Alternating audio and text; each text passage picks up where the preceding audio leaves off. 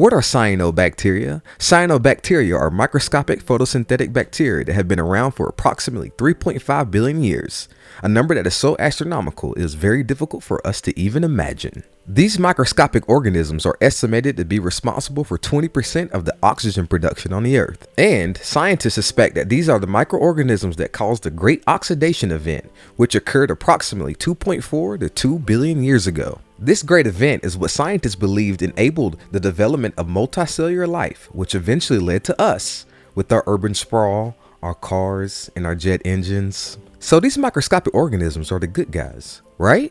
Well, these microscopic organisms like to live in very moist and wet places. Sometimes cyanobacteria releases harmful and poisonous chemicals called cyanotoxins. Why do they do this? Well, we really don't know what the ecological functionality of cyanotoxins are, but we do know that cyanotoxins have the ability to fatally harm humans and aquatic and terrestrial life.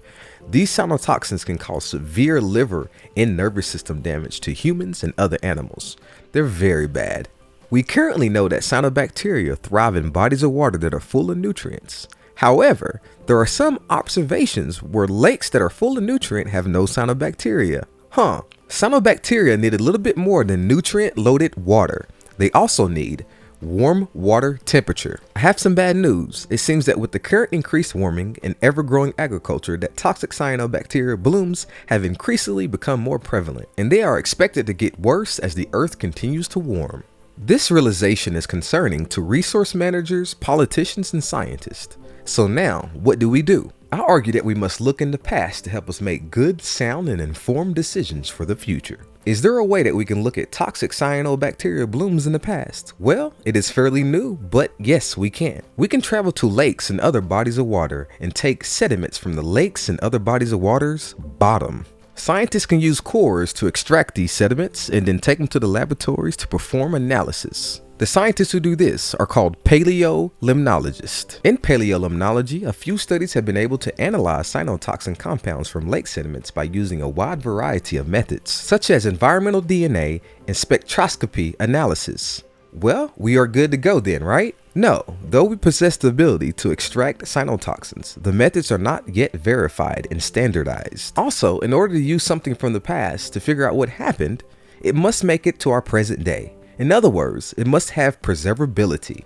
We do have preservability for cyanotoxins, but it is not well understood, and it is critical to understand if we plan to figure out exactly how these microscopic critters behaved in the past. Mostly, there's only been 2 strains that have been examined. This is cylindrospermospin and microcystins, but there are many more cyanobacteria that produce cyanotoxins that scientists must attempt to examine in the paleo record. If we are to fully understand cyanotoxins, we must deploy the paleolimnological army around the globe to get good, accurate data of toxic cyanobacteria in the past. Once more studies flood the literature, we could perhaps uncover the mysterious ecological function of cyanotoxins, reveal the rate of degradation and preservation, and unearth how these microscopic organisms react to past climate changes. Has their abundance that we see today happened before? Is warm water temperature, light availability, and nutrient loading the only variables that these critters react to? If we just take a look at the preserved history that is within our lake and ocean sediments, then perhaps we can enhance our management practices,